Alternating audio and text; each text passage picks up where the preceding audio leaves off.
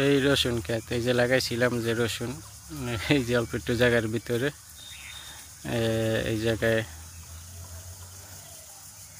এই যে রসুন উড়াইতে আসি।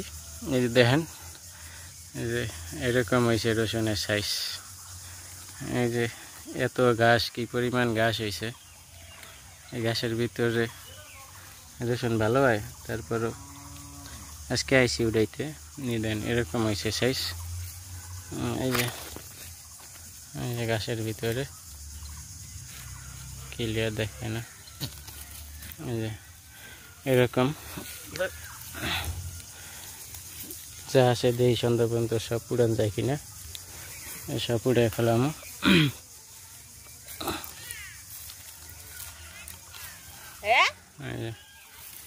এরকম এই যে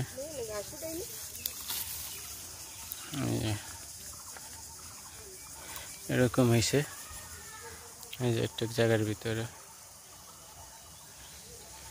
এই যে যতটুকু যে নীলা নীলা ঘাস দেখা যায়, একটুকের ভিতরে হয়েছে। যত ডুবায় কয় কেজি হয় দেখুন, এর ভিতরে 2 কেজি লাগাইছিলাম। 2 কেজির ভিতরে কয় কেজি টেকে।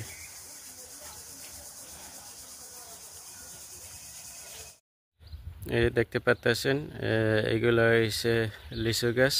এই প্রতিটা গাছে আপনার কিন্তু প্রচুর পরিমাণ আপনার ফুল আসছে।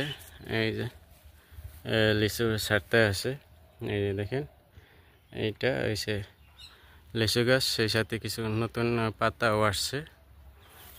তো এইগুলা একেবারে বড় হওয়া পর্যন্ত, পাকা পর্যন্ত আমি আপনাদের সব দেখানোর চেষ্টা করব। যে দেখেন কত সুন্দর সুন্দর আপনার ফুল আসছে।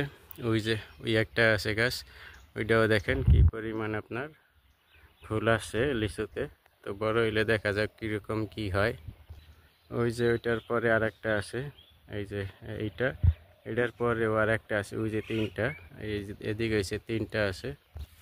আমি এই যে আপনাদের যদি দেখাই, এই যে এই একটা আছে, এগুলো হয়েছে আপনার এই ড্রাগন ফলের বাগানের সাথে এইগুলা করা।